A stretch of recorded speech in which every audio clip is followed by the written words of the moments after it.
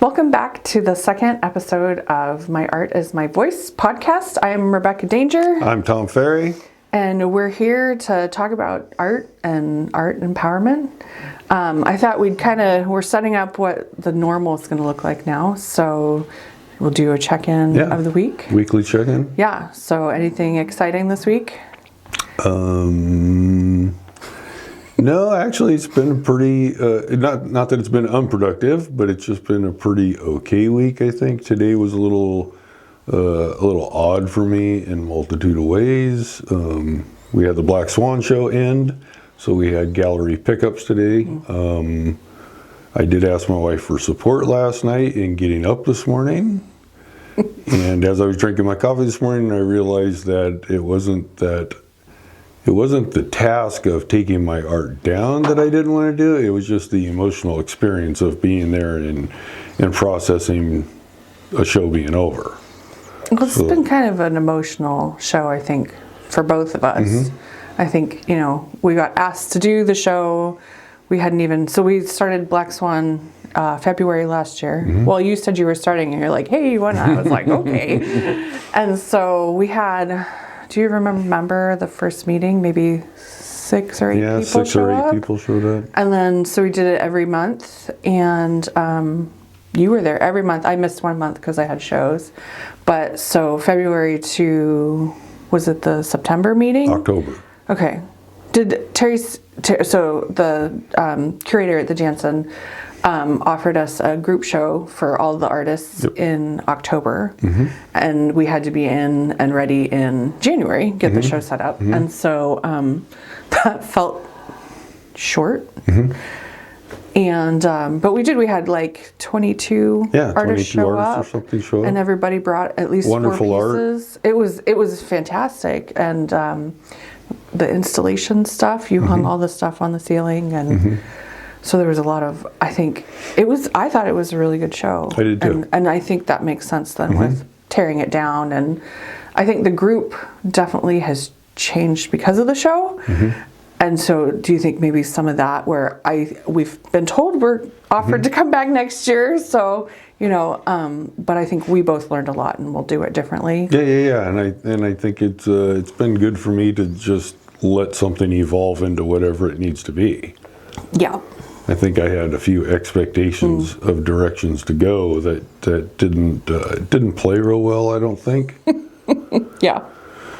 But yeah, moving forward, I think the group's fine. They're doing monthly meetings out there. I'm going to attend them when I get the opportunity to go. Yeah, I think, one of the ladies in the group had said groups form, storm, and norm, and I definitely think it sums up we're kind of finding that new normal of what the group looks like at this point. And like we talked to the group, and you were doing email to start, and then I took over, and then that became a whole thing. And so we agreed as a group to just know somebody will be there and have a host show up and kind of simplify and I was happy to just get them done. I was in a good mood when I picked you up this morning to go, because we need to take my big car to fit your big painting in. And, definitely. I was like, yes, end of take care of it. And, otherwise for me, it's that mental clutter of something being out there I know is upcoming and I'm going to have to deal with, maybe not deal with, but just show up for. Yeah, schedule. Yeah. Make sure I'm not. Yeah, then the other thing, I've been trying to do a creative art water feature for myself. So, and that's just been interesting of dealing with whether I'm worth it or not, whether the time's worth it or not. It is a fairly large project. I'm totally engaged mentally, but physically, it's art. It's difficult for me to show up for. I know we talked about that a little bit in the car too, and I was saying, I pinned a quote that's time spent creating is never wasted time. And I think I know that, but it's hard to feel that sometimes, right? To really believe that there's a difference between saying something and deeply knowing it, right? Right. And I definitely think that's the the more I think about it, one of those things that can be difficult for artists to show up, like, oh, I have to spend the money on the paint, and everything's gotten so expensive recently. You know, I took a couple years off quilting, and I couldn't believe the fabric prices just a couple years later. And so I definitely think that's one of those blocks that artists can find. Like, it's too expensive, it's not worth it, I'm going to waste the materials, I'm going to waste my time. So do you want to talk more about that? Yeah, I think what you're talking about is the transactional part of art that I don't think makes sense to most of us. We have to participate in it to get supplies, materials, and all that other stuff. And then I feel it's very difficult to apply that to our time and our effort and our creativity and our souls and energy and whatever else we're putting in. Yeah. Well, I know we talked too about, how do I want to say it? Like, your daughter makes art and is creative and doesn't have that same drive to sell it that I know I do and I know you do. And so I know we talked about that a little bit and how it's almost a self-worth thing too. And it's definitely, you know, it's easy to then say, oh, well, it costs too much, because that's an easy way to not do your art. And I know for me, I think making it a business, then I can say to my kids, you know, oh no, I have to work. Right. And somehow that's more important than play. And we even found with Black Swan, we have the one meeting a month, and then for Halloween, the art center that we have our meeting in is able to like open up the doors, and they were handing out candy, and so we offered all the artists to come have a fun Halloween event. Right. And you brought some paintings to give away. Yeah, and I gave brought away some like 30 toys. paintings. And then our one friend showed up, and she had candy. And but it was only 3 of us that showed up, and we're at about 20 people regularly now after the year. So it was interesting that we talked about how when it's kind of a play thing, people find it harder to show up when more it's difficult. Like fun, which is almost crazy. Like if I say those words, it's like, well, why do we not show up for fun? So, yeah. Yeah, and I think for myself, especially with like the price of some art supplies right now, I just dive back into like making canvases out of cardboard and recycled papers and whatever I can to just still be creative and not have to worry about that transactional side of am I able to just at least pay for supplies. Well, I know you always say, you know, if you say it in the art group, if we were all on a desert island, we'd still be finding a way to make art. And that's one of the things, getting back into fabric and textiles, I was thinking about, is there's definitely like something there to be. I mean, we're like so much trash and garbage, and to be able to, if fabric's expensive, you could get thrift store clothes, and people are always giving away free clothes. Like there's opportunities there to make and have creative tools and supplies that don't cost money too. Absolutely. So, and you can weave it into part of the process. I very much have weaved it into just the creation of the painting. Starts from nothing more than cardboard and paper.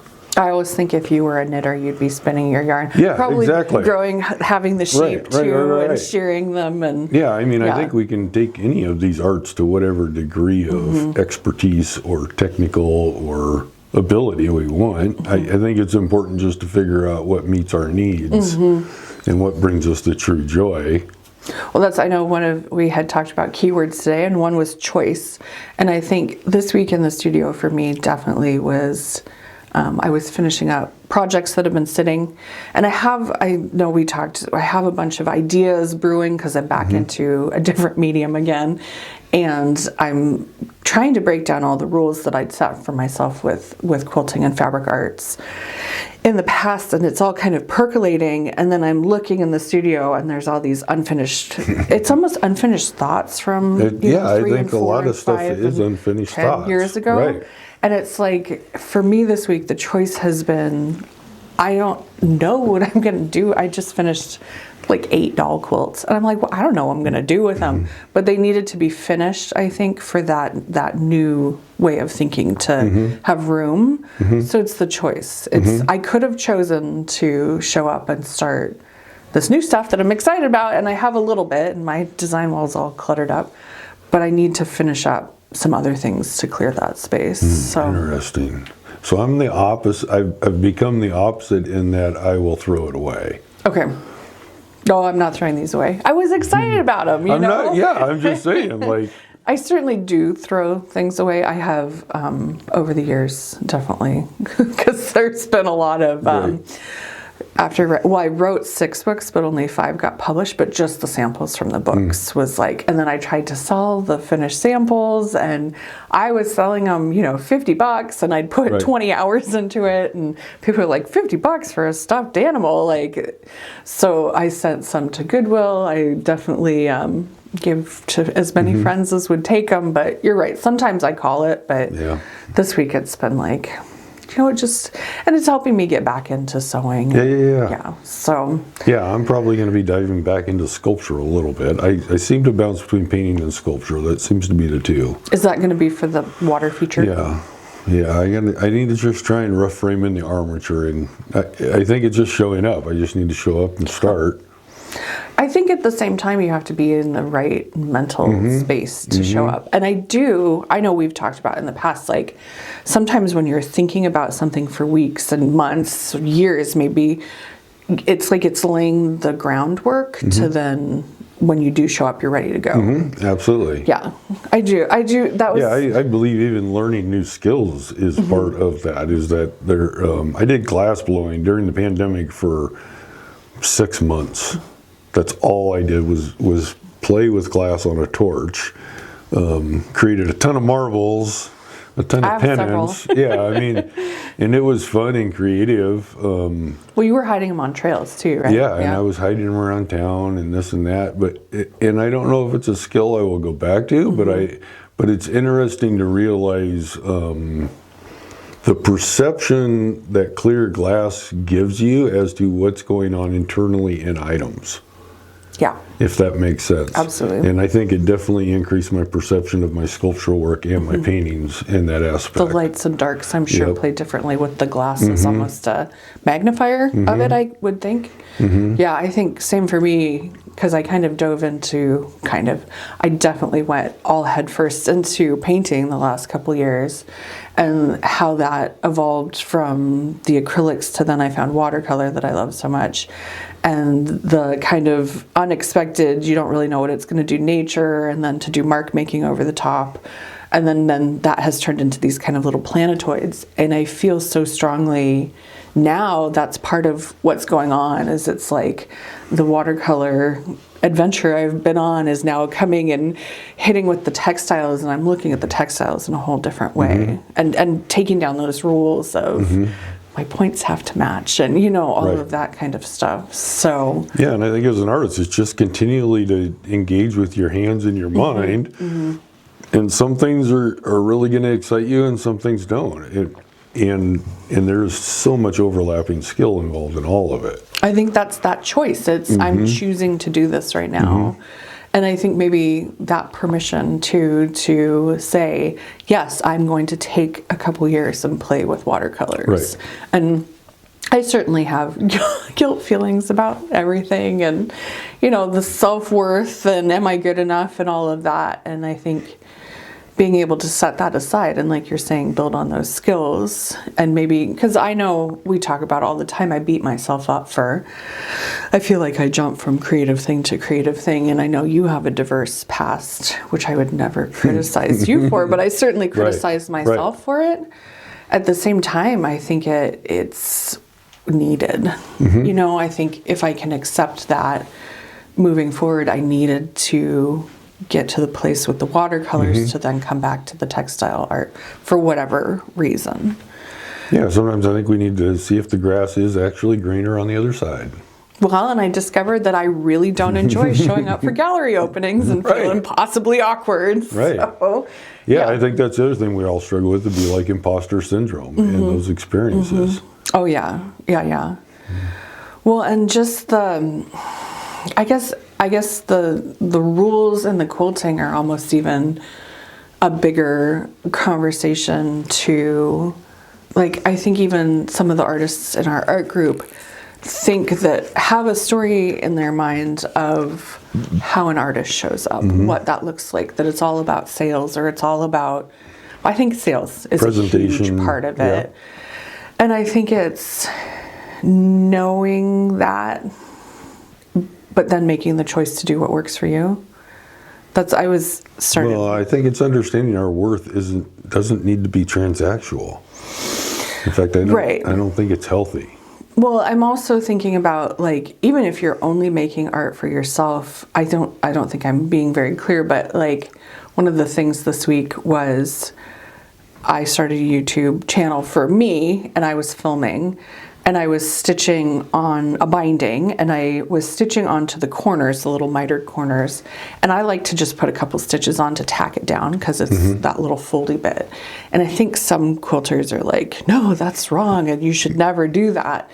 And I think it's that choice of, I'm going to show up, this is my choice today. I'm choosing to do this regardless of what anyone else thinks. And I think that's in the art too. Like, at this point, I can take or leave putting stuff in galleries because it's not what I feel pulled to. But it's a choice. You know, somebody presents it, I'm not going to actively seek it out, but like a friend of ours said, she wanted to do a group show. And so, yeah, if that's happening, sure.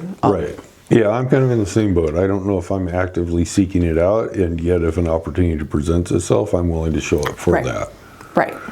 But in the meantime, I'm very much showing up for myself and creating the reality that I want to participate in. Yeah. And that's more than just art. Right. It's the whole, we talk about the lifestyle, right? What kind of lifestyle do you want to live? And it's a choice. I know, like, even outside of art, Mr. Danger, do you know, I always call James Mr. Danger online. So Mr. Danger and I decided when the kids are born that it was important for somebody to be there with them. And so we've made choices and sacrifices, and, we haven't gone out to eat and on vacations, whatever you want to say. We've decided to do what we can to support the kids.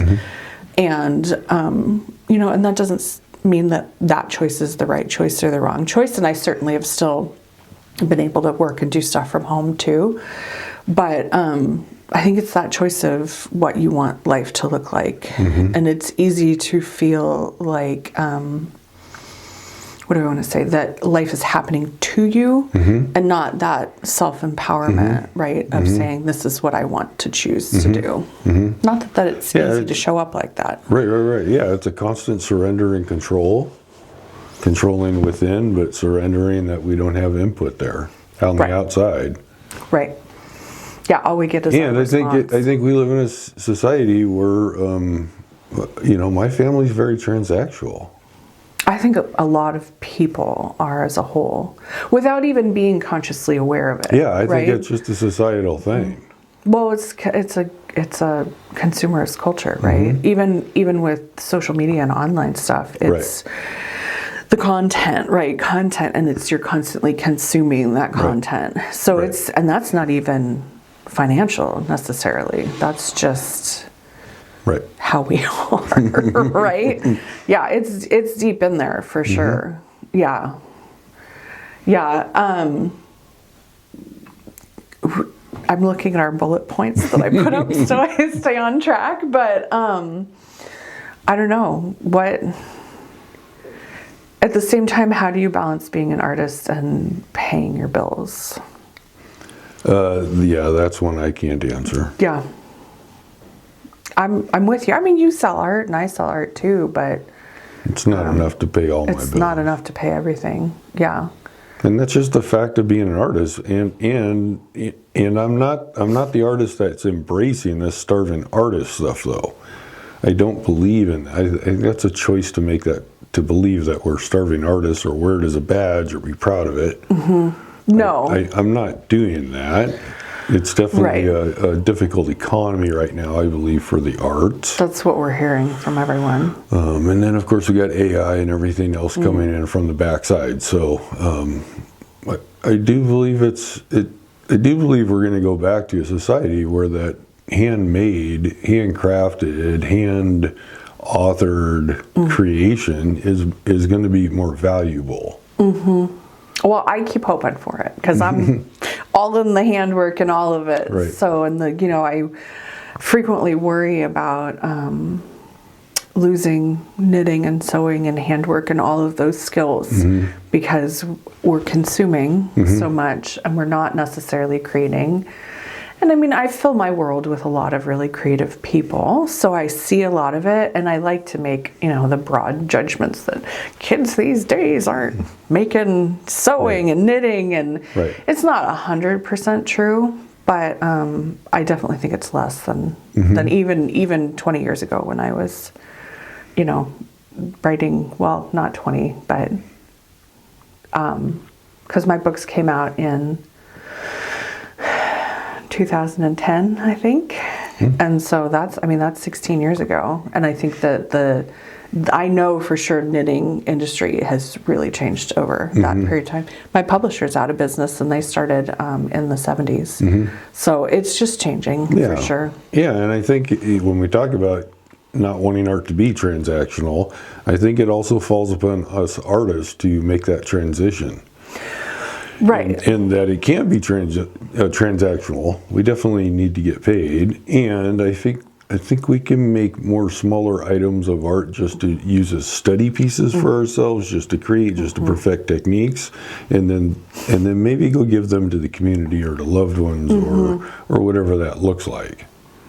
Yeah, I was thinking about some of these ideas coming in. One of the techniques I want to try is needle turn applique, and I've never done it before. I'm aware of it, but I've never done it. And I was like, I'm going to design this whole thing. And then I was like, why don't you just take like a little square of scrap fabric and take another piece and just do that? And it's like, well, that'll waste it. And it's like, yeah. So I think little study pieces, not everything has to be. No, and not everything's going to be perfect. It doesn't have to be perfect. It takes time to develop a style, to develop your techniques, whatever that looks like. Yeah. Well, at the same time that we're saying that neither you or I pay all of our bills with our art, I know, so I've been feeling really burnt out and not sure of where I'm going since Christmas because I was selling my digital work every weekend. I was the holidays are tough. They're a push for business. Right. And so I think at the same time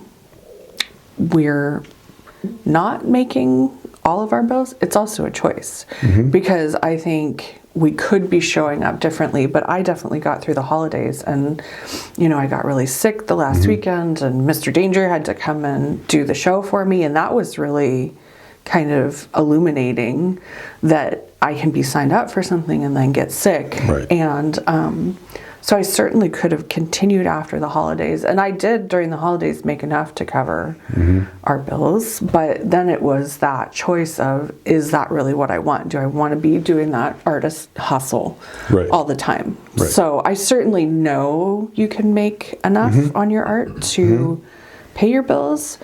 I think I want a gentler approach. That's my choice right now. Right? So... yeah, I think it's the choice. It's the only choice that could be made in the current society. Yeah, I definitely. I mean, with the jam too. We watch the market that we sell at. Jackie does well where she's at, but it's a different market. Right. And the one that we were selling at, we definitely have watched the sales go down the last 3 years. So, yeah. Yeah, and I think the choice that's being made is our time. It's where you want to put your time. Where is that time? Yeah, and I have to say, I really enjoyed filming the podcast last week. Well, so did I. And I've really enjoyed sharing it, and I've really enjoyed, the feedback we've gotten.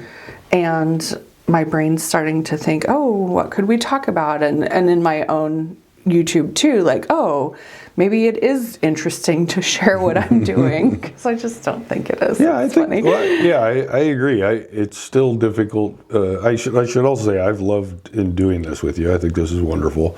I think it's interesting that I'm having a difficult time in my mind understanding like what it is. It's still virtual. It's Right. It's, to me, it's just like having coffee with a rec and a conversation. So Right. I do hope it has an impact and others can take from this. I do think you and I have valuable conversation that definitely have given both of us growth, and it's good stuff. Yeah. I think even, hopefully it's valuable for others too. But like your wife Jackie was joking in the car, although we could call her something else too. No, that's fine, okay, Jackie. She was She joking. used to play roller derby, but this is okay. PG rated, so we can't go there. Yeah, we're staying PG for the kids. So I didn't know that. That's awesome. Seriously? Yeah. Oh yeah, she played for 2 years. In Bellingham? Nope, down south and with a Tacoma League, I believe. Oh my gosh, that's amazing. It's been a while. Okay. Well, so she was saying, because we came back to your house to drop off paintings from the show this morning, and we were telling her what we were talking about in the car, and she's like, you need to just like put a camera in the car while you're in there. Dash cams for the podcast, yeah, which but we maybe did. we can do sometime. We That'd did. be fun. We were talking about it was actually a really deep hitting conversation for me, because we had talked about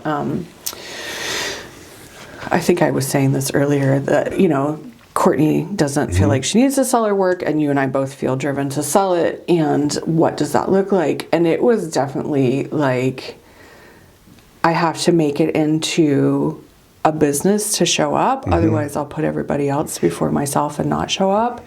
And it was, I think I have to focus on the sales to give me a reason to be creative and not just allow myself to be creative for myself. And then you're always thinking about what somebody would buy. And because we had that conversation a few weeks ago, why do you feel a need to sell? And I couldn't answer at that point. Right. And then it definitely, I know I really struggle with feeling good enough, like I'm good enough as an artist. And so I think there's also that validation if somebody else is willing to give you money for your art. Like, it's a double-edged sword, right? Like, we want to not be transactional, and it feels really good to sell your work. It really does. Like, that's true also. I sold a bunch of my watercolors at Christmas, and a little bit everyone was like, seriously, you're willing to like give me money for that? So I don't know, how do we balance that? I don't know. Okay. That's I honestly different don't know conversation. if I have an answer for that. No, I think it's a wonderful conversation. I think I think for me it's interesting that as much as I want the transaction or I enjoy the sale, I also am at a point to realize that the high from that, the dopamine hit from that, is very small compared to let's just say somebody broke down, resonated with one of my paintings, and I said, you know what, take it home. That's a huge dopamine hit.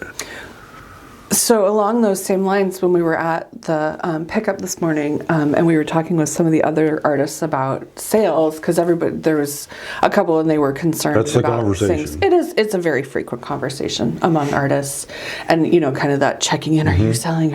Oh, well, I heard this. And I was thinking about how much that sales for an artist are seeking. It's like seeking within spirituality. Like, the next guru is going to solve my problems. The next art market's going to do it. Right. The next this opportunity. is when I'm going to make it big. And I do find artists that I know, and myself included, definitely jump and oh, this market's going to do it. This one's going to be the big one. This one's going to pay my bills for the next 6 months.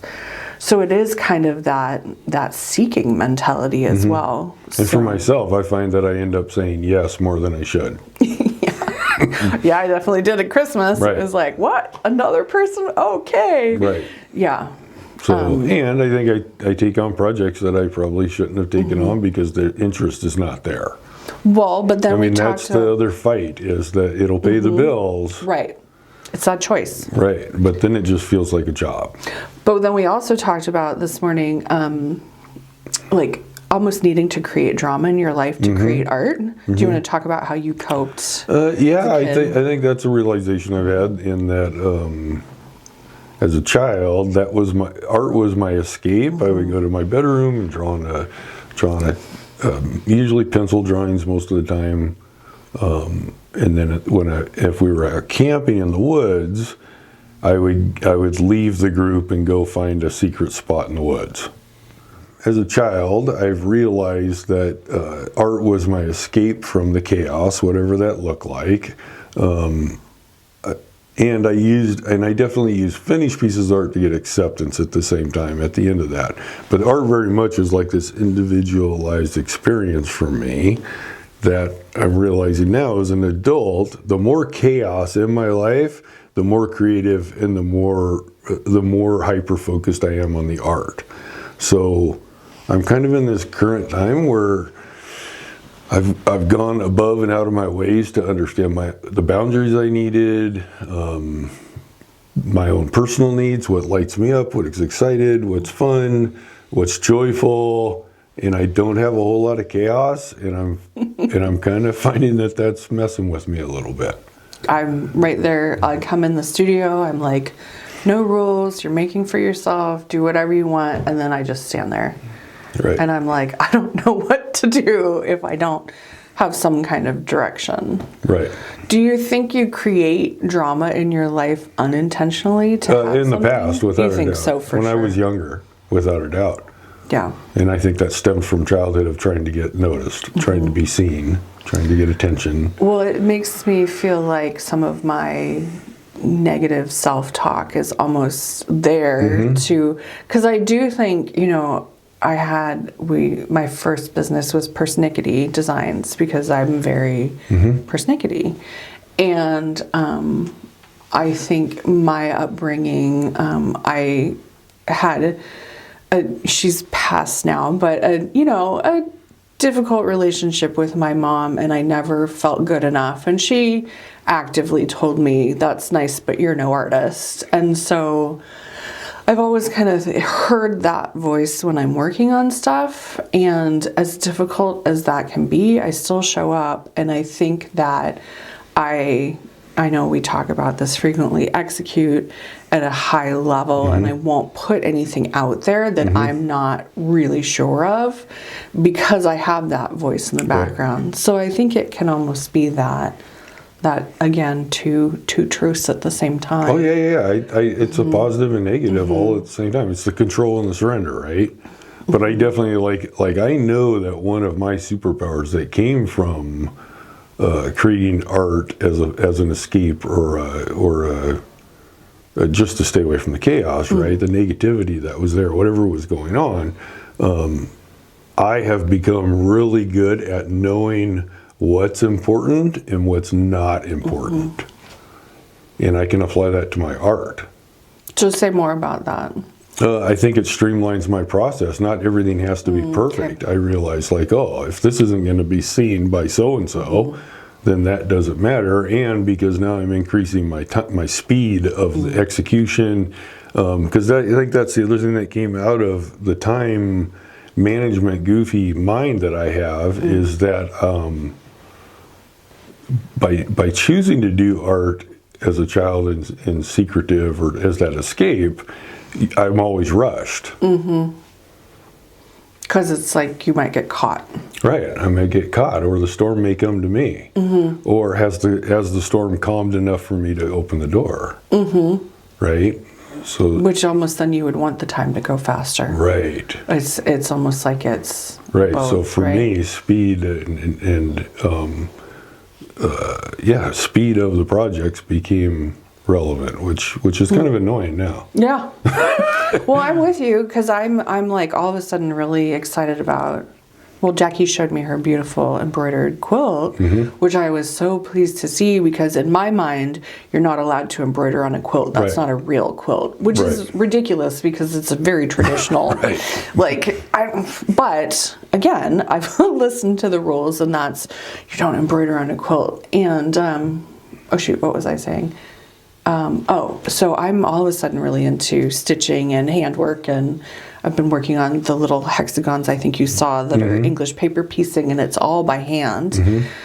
And that story in my head is you can't sell it if it takes this long, right? It's always back to that. It's always back to that transaction. Yeah, it's really deeply ingrained, and there's so many stories, and you have to work hard for money, and my skill set happens to be handwork, and we're coming in AI and art, and well, that's what the conversation of AI and art and people not doing handwork and it's like, what does that look like? I don't know what it looks like. Right? Because then all of a sudden I have this skill set that seems very unhelpful. Like, I'll just be knitting in the corner for 40 hours on this. So I definitely think, I don't think you're alone in that. And I know even like one of our kids was working on a math problem and he was struggling, which he never does.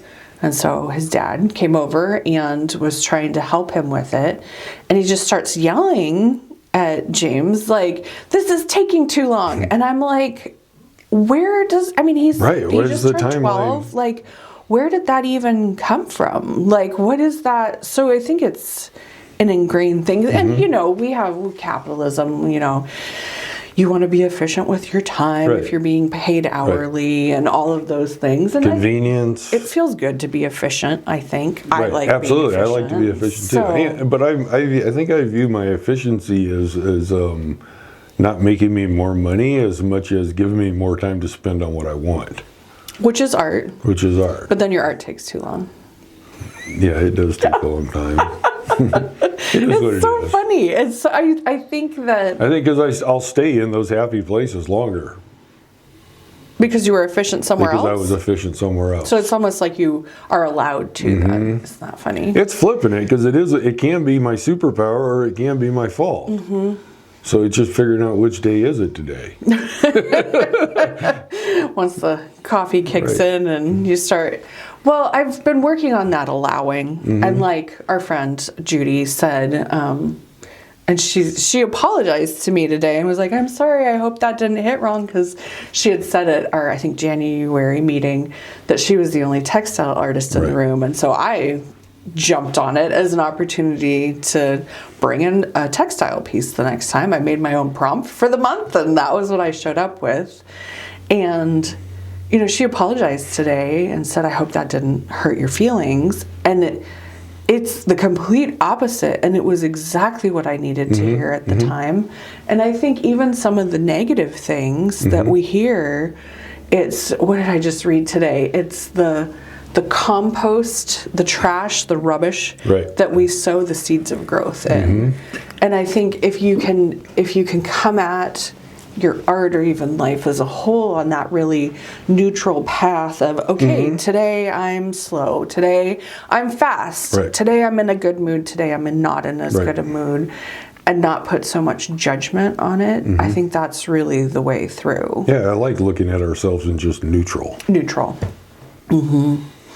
Or in a positive. I think I hadn't shared this with you because so there's some epiphanies I have that concern people in my life that really are irrelevant to share them. So I probably wouldn't have normally shared this with you. But earlier this week, you had felt overwhelmed with everything going on, and you wanted to cancel our normal coffee on Wednesday with me. And it's interesting, at the time, I'm like, yeah, no big deal, blah, blah, blah. And then Thursday morning, I woke up trying to convince myself as to why you would have coffee with somebody else but not me. I promise and I I'm didn't. like, and then I kept, and it's so funny because then I'm like, well, yeah, why am I the friend she cancels on? Because I trust you. And then in that moment, I realized, like, oh, what an honor it is to be that friend, right? That's what I knew I could do. So it's all in. I tried to explain that. Right, and that's what I'm saying is, like, it's all in that communication. It's all in and it's so much of that experience is in my own head. It's just a random story that I'm making up.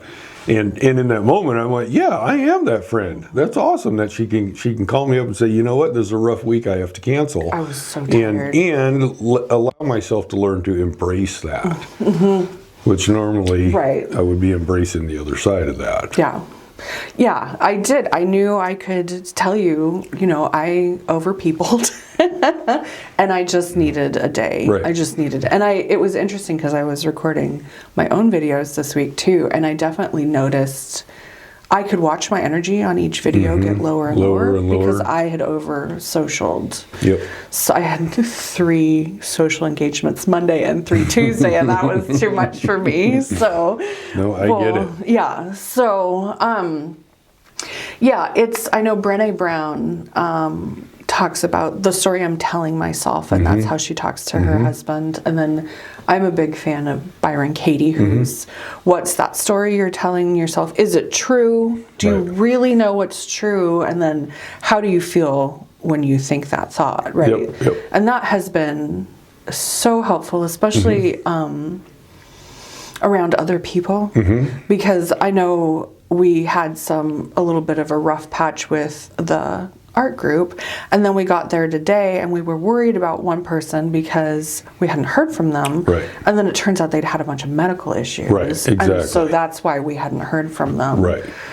So I think it's so easy to fall in that, the 3 bubbles on the text. Right. The text is coming and you're writing it for them in your own head. Right. And Exactly. Yeah. Yeah, I think that's just it, is focus on what we need to bring joy and focus on that. And the choice, right? make a choice not to even talk about it or tell the story in our heads. Yeah, I was talking to a new friend and we'd had some drama a couple years ago, and I was telling her something about, I was like, oh, you don't even know about that, do you? Because I try and, if something's really negative, I try not to. I'm not perfect, but I try not to bring it back up because I don't need that energy. I don't need to talk about it again and again and again. Yeah, unless it's going to affect me directly today, I usually won't bring negativity up. It's just... Yeah, and there's certainly, it's not like I'm ultra sunshine and rainbows and nothing's ever a problem. That's certainly, I'm a human being. I have struggles and whatever. But, I actively choose not to use words like hate. It's a word I do not. I catch myself if I say it, and I can say I actively dislike, but I don't like to go all the way to hate for me. It's just a choice, right? It is a choice, absolutely. But it helps with your art, too. Yeah, and I think the more you know about yourself, the more empowered you can feel. And what better way to get to know yourself than through your artwork, right? I think it all goes hand in hand. Yeah, and just take out those emotions into the art. Yeah. Yeah, I think I'm going to pull out my crayons. Awesome. That's what I've decided. So we were just talking about that in the house, and I have a book I'm reading and enjoying, and she was talking about how much we can learn about creativity from children. And my husband was like, pull out the crayons. And I was like, actually, with all these thoughts and like creative ideas that haven't quite manifested or quite come together with the textiles meeting the watercolors, I think the crayons are the perfect place to start. I do. Absolutely. And I have the big 124 pack or something that my mom wouldn't buy me as a kid. And I'd buy the 96 pack with my own money. And because she'd only buy me the 24 crayons. Yes, I needed more than that. So, yeah. Yeah, no, I think that innocence of a child of just creating something to create. There's no transactional involved. No. Yeah. It's